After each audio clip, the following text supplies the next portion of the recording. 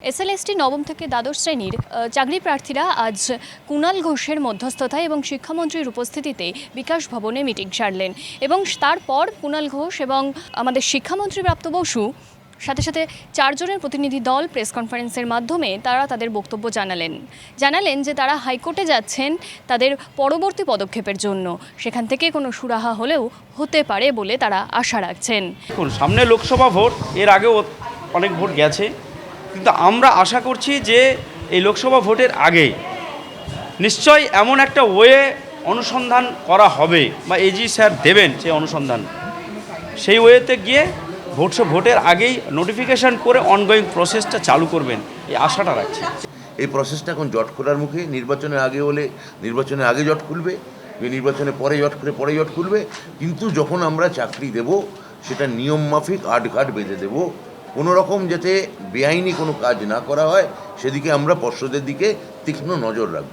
একটা অদ্ভুত একটা জগৎ তৈরি হলো যে আমরা এজির কাছে যাচ্ছি, ওরা আন্দোলন করেই যাবে। কেউ বিজেপিতে তার কেরিয়ার বানাতে এমপি হওয়ার জন্যে লক্ষ্য নিয়ে চলে গেলেন। তো তাহলে এই ছেলেগুলোর কী হবে? এই ছেলেগুলো তাহলে কি করবে? এই ভাবনাটা কে ভাববে? তাহলে বিষয়টা কি? বিষয়টা একটা রাজনৈতিক দলকে টার্গেট করা, পারসেপশন তৈরি করা, আমরা সামাজিকভাবে আমাদের বদনাম দেওয়া, আমরা যারা তৃণমূল করি, অথচ ছেলেগুলির পাশে এখন আর কেউ নেই, বিরোধী দলও নেই, কেউ নেই। বিরোধী দল চলে যাচ্ছেন, যেতেই পারেন গণমাধ্যমে, সেখানে গিয়ে বক্তব্য রাখছেন, দালাল বলছে। এবং ফাইনালি শেষ যেটা দেখা গেল যে বিজেপি নেতা ওদের বললেন যে না, তোমরা আন্দোলনকারী নও, তোমরা হচ্ছে আসলে দালাল। এইটা হচ্ছে, তাহলে এই ব্যাপারটা আমি সাররিল ছাড়া কী বলবো? এটা একটা অদ্ভুত জায়গায় আমাদের ঠেলে ফেলা হয়েছে।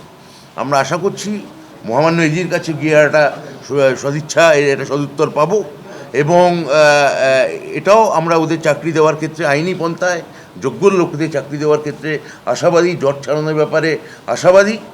এবার আমি বলবো যে যে যে বিচারক বলেছিলেন, যে রাজনৈতিক নেতা বললেন যে তিনি যখন বিচারক ছিলেন তখন তার প্রত্যেকটি পদ, তার প্রত্যেকটা রায় তিনি আইন মেনে দিয়েছেন। আমি আপনাদের কাছে জানতে চাইছি, এটা কী ধরনের আইন? এটা কী ধরনের রায়? এটা কী ধরনের বিচার?